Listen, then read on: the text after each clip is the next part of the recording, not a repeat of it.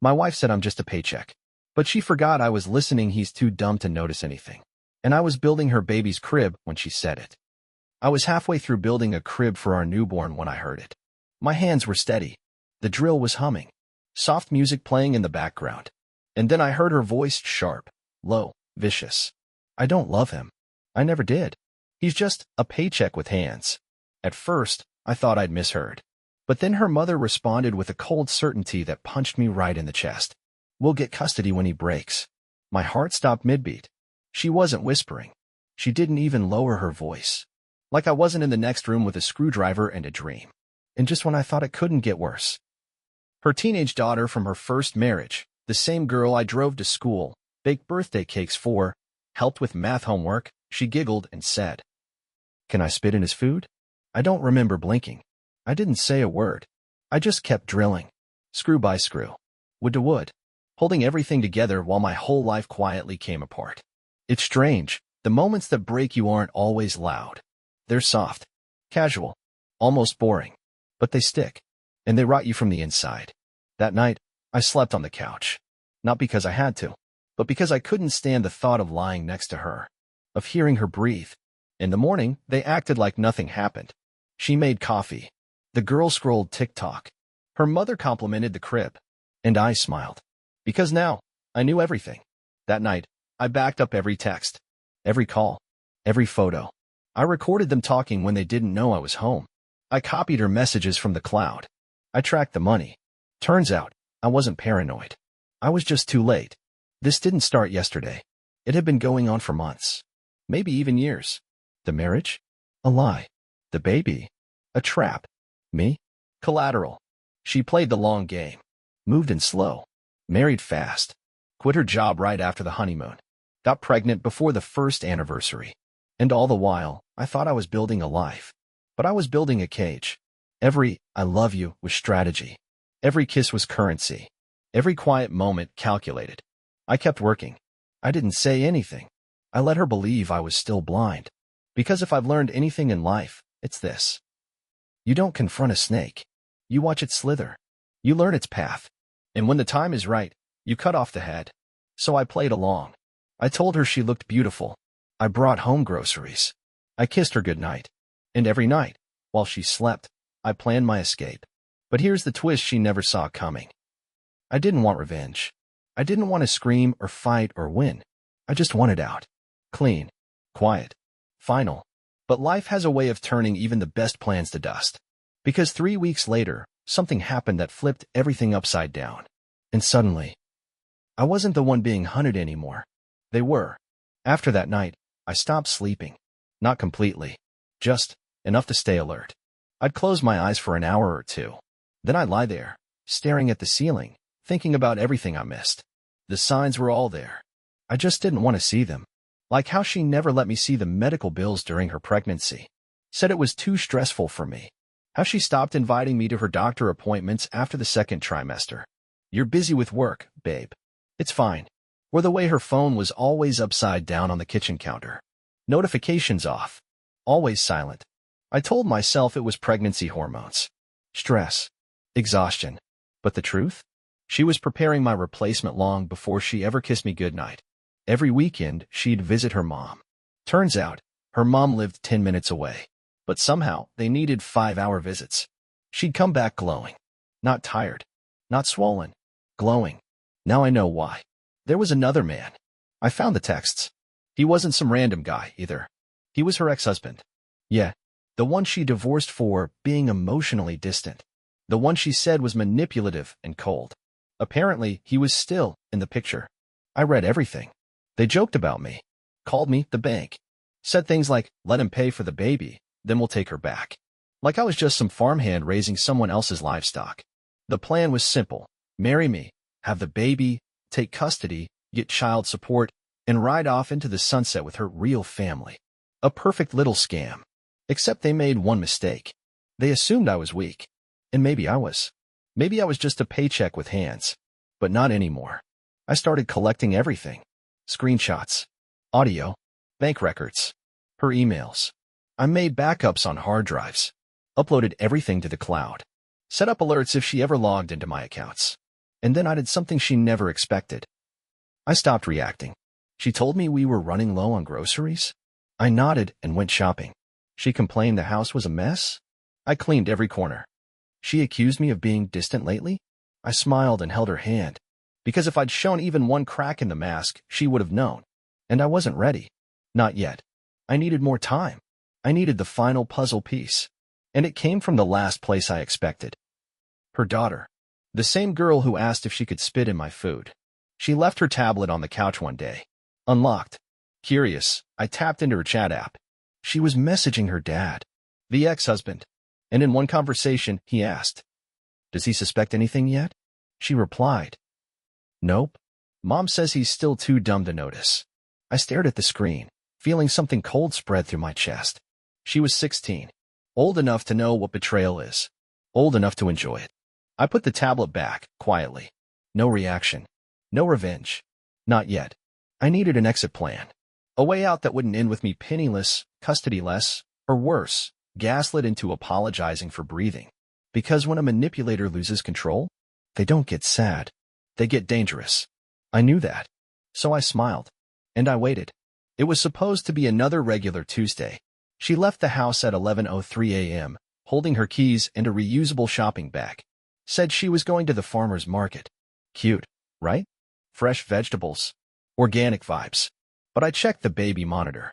She didn't take it with her. Strange for a new mom, right? We had a 3-week-old baby in the crib, and she didn't even glance at her before leaving. That was the first crack. The second came 30 minutes later, when my phone pinged. Bank alert. A $298.60 charge at a boutique spa. That's funny, because her hair was already done 2 days ago. And she doesn't do massages, says she hates being touched by strangers. So I checked the location. It wasn't a spa. It was a hotel. Downtown. She booked a room under a fake name. J. Summers. Not her name. Not even close. But the payment still pulled from our joint account. I smiled. Not because I was happy, but because she was finally slipping. Sloppy. Overconfident. Arrogant. People like her always make the same mistake. They underestimate silence. They think if you're not fighting back, you're not paying attention. But I was watching everything. And now I had receipts. Literally. I drove by the hotel that afternoon. Didn't go in. Didn't confront her. Just waited. Sure enough, around 2:47 p.m., she walked out, laughing, phone in hand, wearing a different top than when she left the house. She got into a black SUV with tinted windows. I already knew whose car that was. Mr. Ex-husband. The cold, distant man she warned me about. Yeah, he was back. And apparently, I was the only one who didn't get the memo. I followed them. No drama. No chase. Just smooth, quiet distance. They went to a little brunch place outside town. Sat on the patio. Ordered mimosas. She leaned on his shoulder. Held his hand. Kissed his cheek. Meanwhile, I was sitting in my car a block away, chewing stale gum and watching my marriage collapse in real time. And that's when it happened. She took out her phone and started typing. Curious, I refreshed our shared cloud app. Boom.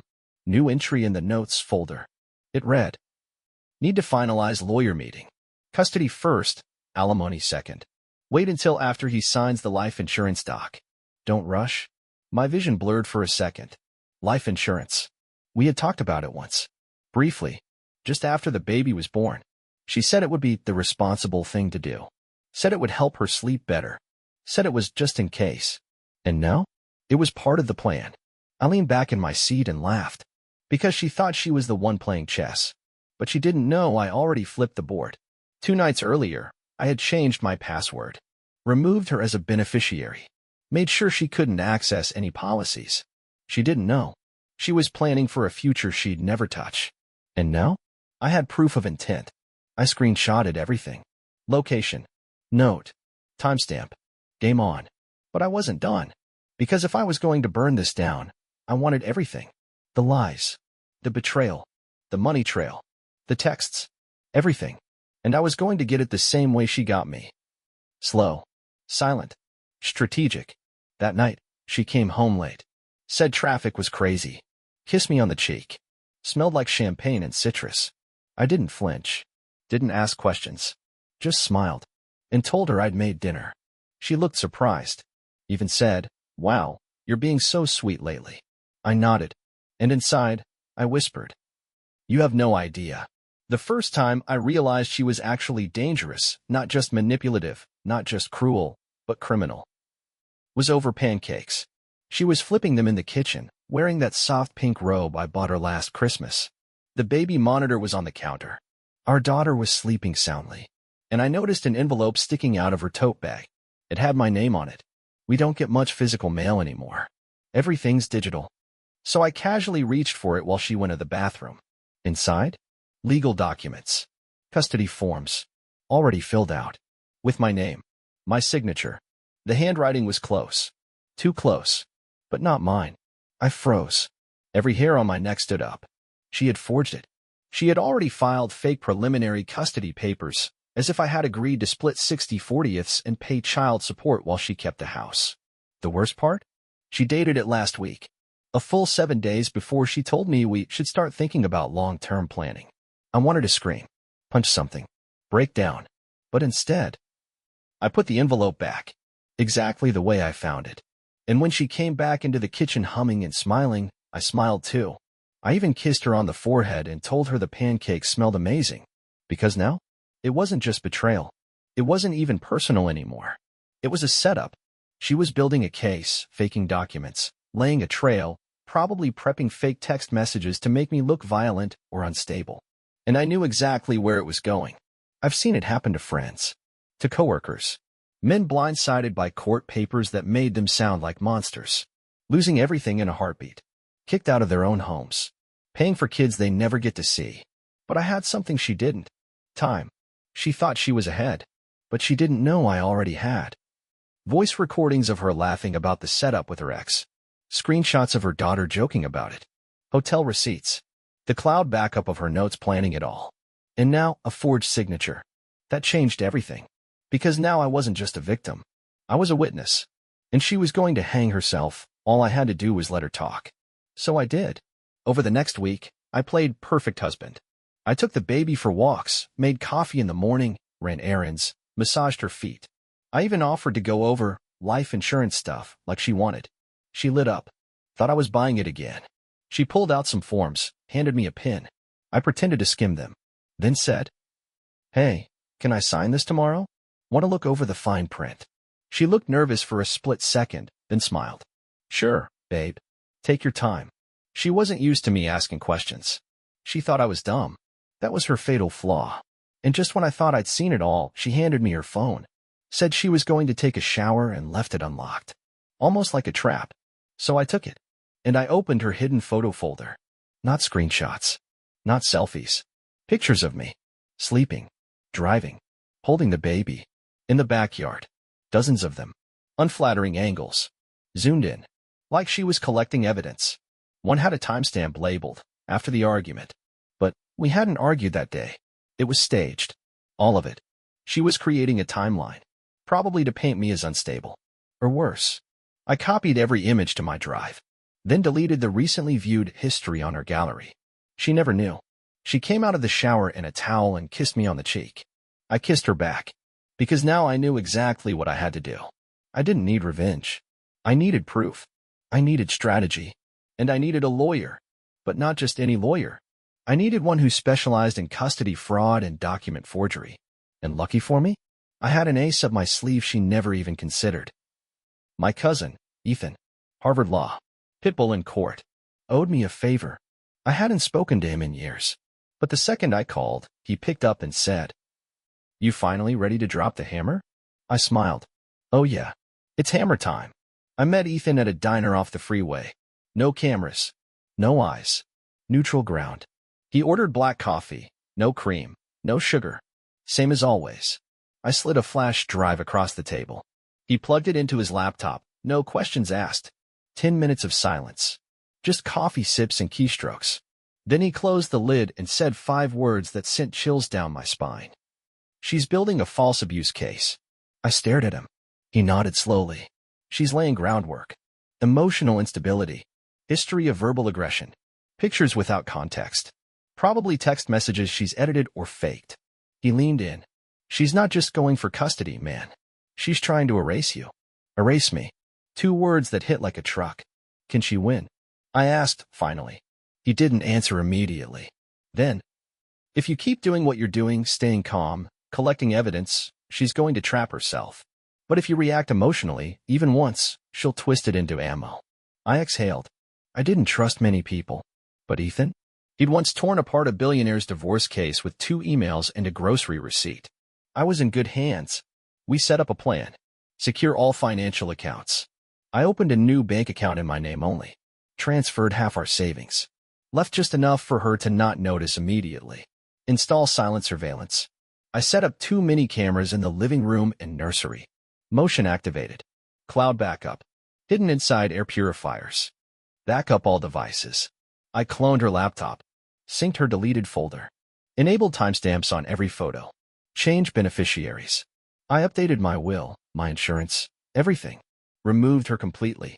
By the time I got home that night, I was 5 steps ahead. And for the first time in weeks, I slept. Not peacefully, but solid. Like someone who knew a storm was coming and was finally building a shelter. The next morning, I noticed something different. She was watching me. Not the usual fake affection or glazed-over small talk. She watched how I held the baby, how I reacted to the news, how long I stayed in the bathroom.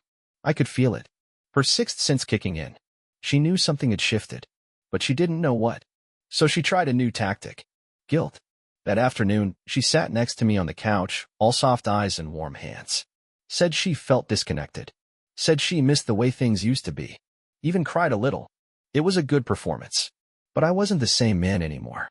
So I told her I loved her. Held her hand. Promised we'd take a weekend getaway soon. Just the 2 of us. She bought it.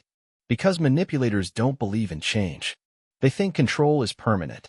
That night, while she was in the shower again, I checked her emails.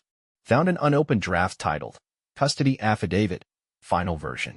I opened it, and what I read made my blood run cold. He has a temper. He yells when frustrated. I've witnessed him slam doors and punch walls. Never happened. Once, he called me a bad mother while I was breastfeeding. Also never happened. He's financially controlling. Makes me ask for grocery money and questions every purchase. Projection at its finest. But then I saw the last line. I fear what he'll do when I file. So I'm waiting until he leaves for his cousin's wedding in June. June. A month away. She was giving herself time to collect more evidence. Time to stack the deck. Time to stab me in the back, officially. But now? I knew the date. I knew the lie. And more importantly, I knew the game plan. From that moment on, I became 2 people. To her, the doting, clueless husband. To Ethan, the future plaintiff in a case that was about to flip her world upside down. I started documenting everything. I began journaling in a shared Google Doc. Public timestamp. Daily entries. What she said, what I said, how she acted. I even talked to our pediatrician. Casual conversation. Subtle questions. Got them to confirm our baby's health, feeding habits, routines, all without her manipulation in the room. Brick by brick, I was building my case. And she? She was still smiling like the executioner at a guillotine, thinking I didn't know the blade was meant for me. But I did. And I was sharpening it for her. I told her I was driving out of town for the weekend. Business trip. Last minute. Just 2 days. She acted disappointed. Pouted a little. But we barely get time together. I kissed her forehead and said, I'll make it up to you. She smiled. Waved goodbye from the porch like the perfect wife. I drove 5 blocks away, parked behind a closed pharmacy, and waited. 30 minutes. Nothing. Then I got a ping. The motion-activated camera in the nursery picked up movement. Weird, the baby was already down for her nap. I pulled up the feed on my phone. My heart stuttered. She was on the phone. Not just pacing. Smiling. Laughing. Glowing. And then I heard it. That voice. Male. Confident. Coming from speakerphone. I thought he'd never leave, she said. He chuckled. I miss your body. That robe drives me crazy. She giggled like a teenager. You'll see it tonight. I'll bring wine, he said. And rope, she replied. They laughed. I stopped breathing. This wasn't a mistake. This wasn't emotional confusion or a bad decision made out of loneliness. This was a second life. A parallel relationship. Scripted. Rehearsed. Comfortable. She told him everything. I've got the fake text ready. Even used his old messages so they look real. Photos too. He doesn't know I've been taking them for weeks. Once he's out, It's just paperwork. I stared at the screen, shaking. She was so casual. Like it was a business deal. Destroying my name. Stealing my child. Rewriting our entire life. And she didn't even blink. I saved the footage. Timestamped it. Uploaded it to the cloud. Then I waited. And at 7:48 p.m., just like clockwork, the ex showed up. Same SUV. Same smug look. Same confidence. She opened the door in that pink robe. I watched them kiss through the living room camera.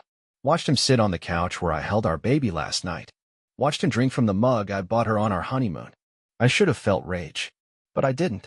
I felt clarity. I finally understood the game. And the best part? They still thought I was hours away. So I called Ethan. Put him on speaker. Let him hear it all. He didn't say a word until the audio ended. Then, we don't wait for June. He was right. We strike now. I drove home slowly. Parked down the block. Switched to silent mode. I wanted to give them time. Let them get comfortable. Let them keep digging. And they did. By 10:30, they were in my bedroom. Laughing. Talking about custody lawyers. And then, she said it. The sentence that ended any lingering hope I had that this could ever be salvaged.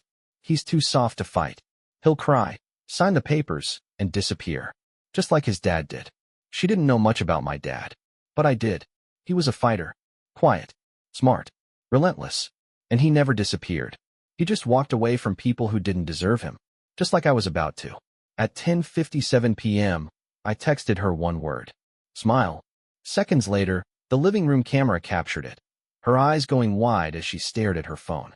She looked around. Panic bloomed on her face. The ex grabbed his coat.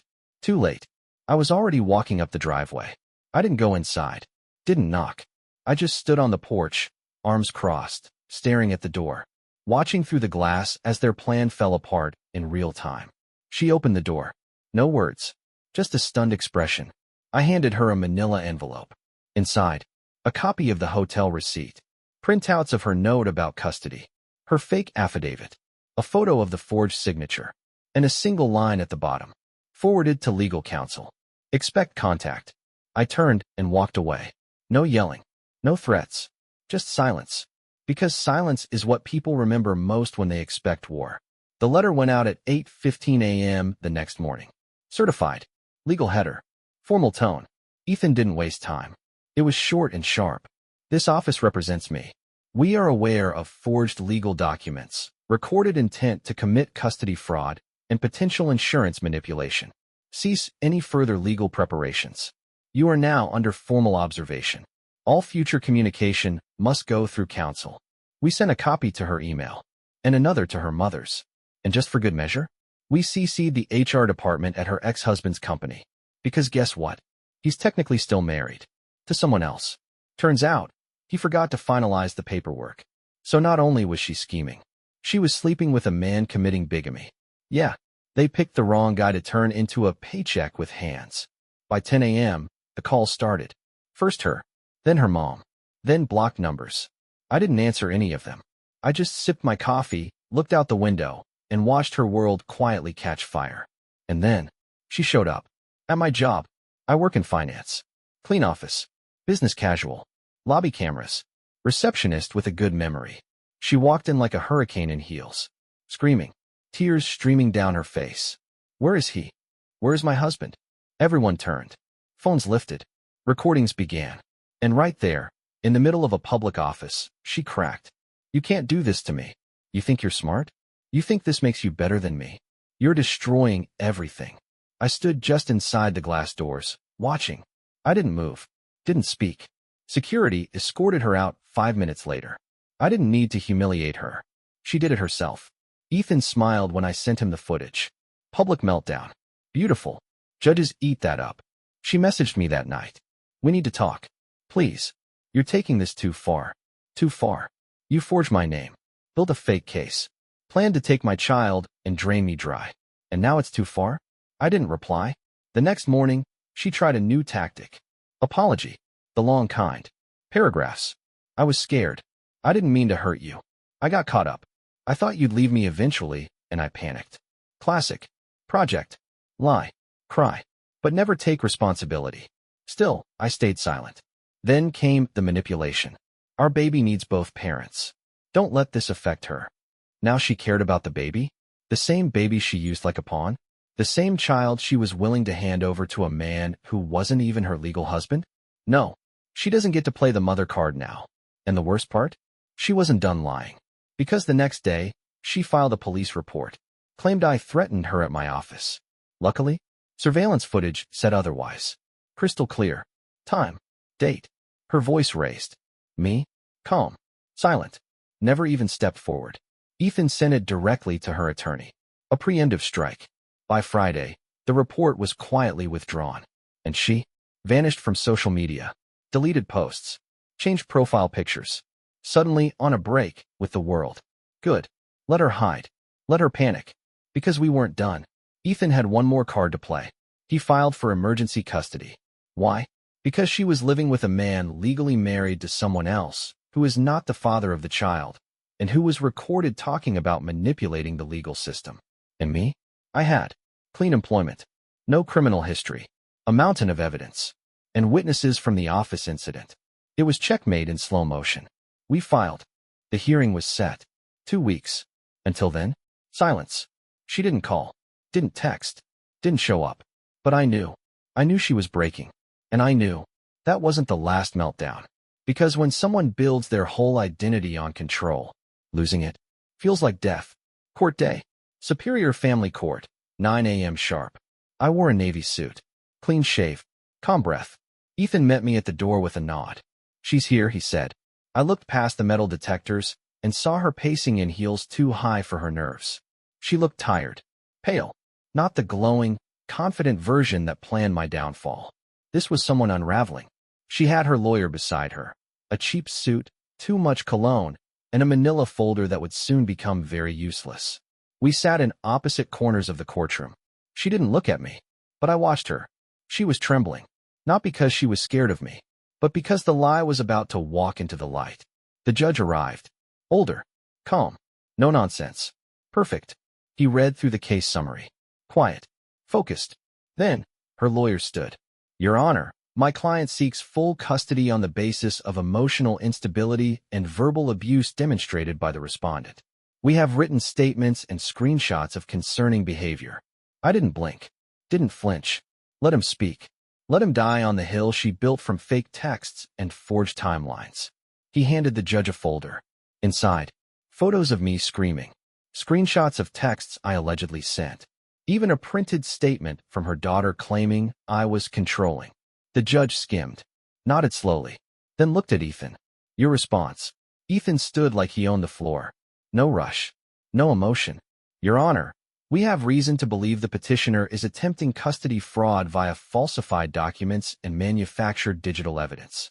The screenshots provided do not match metadata records. The written statement was allegedly authored by a minor under duress. And the photos? Taken without consent, outside proper context, and timestamped during non-confrontational periods. He paused.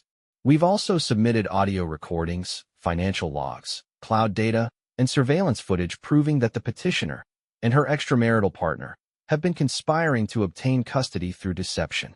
The room shifted. The judge raised an eyebrow. Do you have this evidence on hand? Ethan nodded.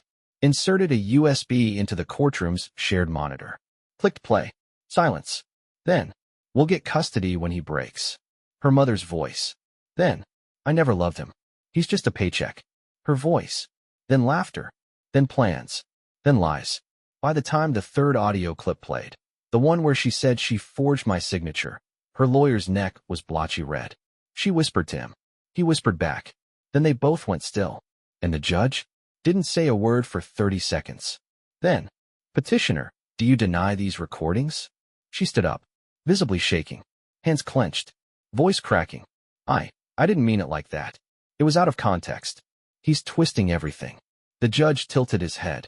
Did you forge the signature on this affidavit? Her mouth opened, closed. Then she said the worst thing she could have said.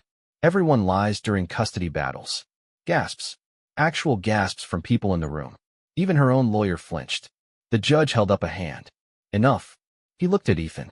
Is there a criminal complaint pending? Ethan nodded once. Forgery. Insurance manipulation. False police reporting. In progress. The judge leaned back. Sighed.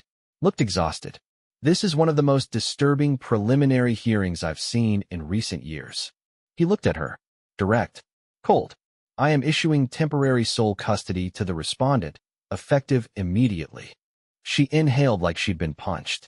Visitation will be reviewed pending psychological evaluation and resolution of the criminal investigation. Bang. Gavel. Done. She collapsed into the chair like her bones gave out. Eyes wide, staring at the floor like she didn't recognize it. Her lawyer? Packed up silently. Didn't say goodbye. Ethan leaned toward me and whispered, "Checkmate." I didn't smile. Didn't gloat. I just stood up and walked out of that courtroom like a man who didn't have to scream to be heard. Because the truth already did the screaming for me. The story spread fast. I didn't post it. Didn't brag. But small towns don't need Twitter to carry a scandal. All it took was one mom at the courthouse and a WhatsApp group chat. By the next morning, her reputation was gone. People whispered at the grocery store. Neighbors stopped waving. Her job, the part-time admin gig she kept just to stay busy, called and said they were restructuring. Translation: get out before you make us look worse. But the real cracks started at home. Her mother, the same woman who sat across from her daughter and laughed about custody fraud, stopped picking up her calls. Apparently, once the police mentioned obstruction, Mom remembered she had health issues and needed space. Classic. Then came her daughter, the one who once giggled about spitting in my food. She went to stay with her biological dad. Why? Because the internet is forever. And someone uploaded a 9-second clip of the court audio. The one where her mom said, "He's just a paycheck. Kids are cruel. Teenagers? Ruthless." She got roasted at school. Called out. Embarrassed. So she ran. Left a sticky note on the fridge and never looked back. I don't blame her. She was 16. She was taught manipulation as a love language. But even she had a line. That left my ex alone. In a house she couldn't afford. No job. No family. No support. Just silence. And silence is loud when you're guilty. She texted me again. This time it wasn't anger or manipulation. Just 3 words. "Are you happy?" I didn't respond. Not because I wasn't, but because happiness was never what I wanted from this. I just wanted freedom. And I finally had it. I kept custody. Got child support reversed. She now owed me monthly. I wouldn't chase her for it. But it was on record. If she ever tried anything again, it was there. My daughter grew healthy. Smiling. Safe. And I never badmouthed her mother in front of her. Because one day, she'll ask. And I won't need to say anything cruel. I'll just tell her the truth. Let the facts speak louder than any insult ever could. And her? She spiraled. I heard from Ethan that she tried to file a defamation claim against the court. Let that sink in. She tried to sue the court. It was thrown out in minutes. Then she tried to contact the ex. The one she schemed with. But guess what? His wife found out everything. Turns out she didn't sign those divorce papers after all. So now he's under fire, losing custody of his kids, facing his own charges. He stopped answering her texts. Blocked her. Filed a restraining order. Karma doesn't always come with thunder. Sometimes it arrives in silence. Phone calls that don't get returned. Lawyers that say you're not our client anymore. Daughters that don't come home. I didn't need to destroy her. She did that herself. All I did was stop protecting her from the consequences. And let me tell you, that was the most peaceful feeling I've ever known. It's been 6 months. No calls. No texts. No surprise visits. Just silence. The kind of silence that used to scare me. Now, it's peace. The baby sleeps through the night now. She smiles when I walk in the room. Reaches for me with both arms. She doesn't know what happened. She doesn't know what was almost taken from us. And I'll never let her carry that weight. She'll grow up knowing love, stability, safety. She'll never hear the words paycheck with hands. Not in my house. Not in her memories. As for my ex, last I heard, she moved back with a cousin 2 towns over. Tried rebranding herself online. Different name. Inspirational quotes. Long captions about healing. But the comments are quiet. Nobody's buying it. The court denied her visitation again last week. Pending therapy. Proof of income. Proof of stability. She didn't show up. Didn't even contest it. I think she knows. It's over. And me? I didn't post this story to gloat. I'm not proud of what happened. I'm not proud I had to record my wife. Spy on her. Treat my own home like enemy territory. But I did what I had to do. Because when you're up against someone who wears masks for a living, you either become a victim Or you learn to breathe in the smoke and then leave them in it. I didn't win. This wasn't a game. I just walked away first, while she was still setting the trap. I was already out the door, while she rehearsed her final monologue. I turned off the stage lights. She'll tell her version of the story for years. To friends, to therapists, maybe even to strangers online. But the facts won't change. She tried to turn a man into a weapon. And when that didn't work, she broke it. But here's the thing about people like her. They never expect the quiet one to leave. They think silence means weakness, that kindness equals submission. But silence is where power lives. And kindness is just love without fear. I'll teach my daughter that. Every day. And maybe one day, when she's older, I'll tell her the story. Not the pain. Not the betrayal. Just the lesson. Don't let people turn your love into leverage. Don't fight fire with fire. Just stop setting yourself on fire to keep liars warm. That's all. No fireworks. No dramatic send-off. Just a man and his daughter, building a life that no one gets to lie their way into ever again.